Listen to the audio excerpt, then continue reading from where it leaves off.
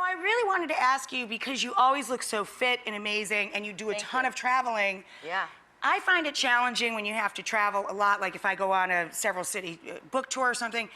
You're eating at odd hours and you don't have a real selection. You can't always get to the best restaurant in town, you know, when you're on the road and you have a very tight schedule. If you go to the best restaurant, then you can't cut corners and you got to eat what they've got and their best stuff. Right.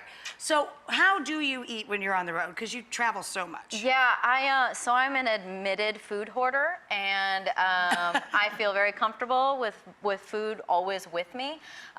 So preparation, and then I would say just always having food. So like last night, I knew I was getting up early to fly here to New York, so I got a mason jar out and I put my chia seeds and my hemp seeds and cinnamon, and blueberries and coconut, and I put it, shook it up and threw it in the fridge. And in the morning, I just grabbed it and threw granola on the top and headed out the door. But it didn't take me any time at all. So preparation, thinking so just plan ahead and bring it with you. Exactly. And then the food hoarding is like, so I got a food saver. And so do you guys, if anybody throws food in the food savers, they're great. Food in the freezer, like I used to do it with my Ziploc bags, and then I'd go to take it out, and it's like freezer burn, and it's got icy all over it. Right, no, the food savers are fantastic. So I got a food saver, and I thought what it would do would help me with my fridge items to be able to not have to throw them away. But instead, what I've done is I've actually gone to buy food to save.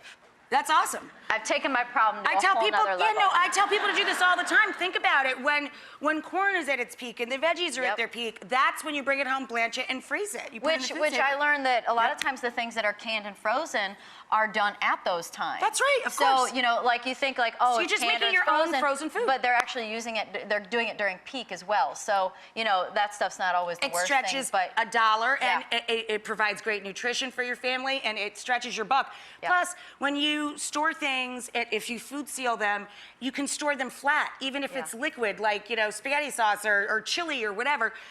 Once it cools down, you suck all the air out, it'll stack, you can stack up a fortune in your freezer. And then I feel like what I've... See how smart we are when we're together? So, it's going to be the Rachael and Danica show someday. And then if you cook at home, then I feel like it teaches you really good tips to know that when you do go out to eat, like how it's actually prepared. Right, and like you make it at home, then you go to a restaurant, you're like, oh, it's so much better. It's like, yeah, it's because of butter and salt in it, you know? Exactly. So, you know. If you cook your own food, you control the salt, the fat, and the quality of ingredients. So I just had a salad before I came out, and I was like, you know this is healthy because it tastes really plain. You know, we were chatting. It doesn't always have to taste like that, but some stuff does. I know. It's a little tender, loving in moderation. Exactly. Yes.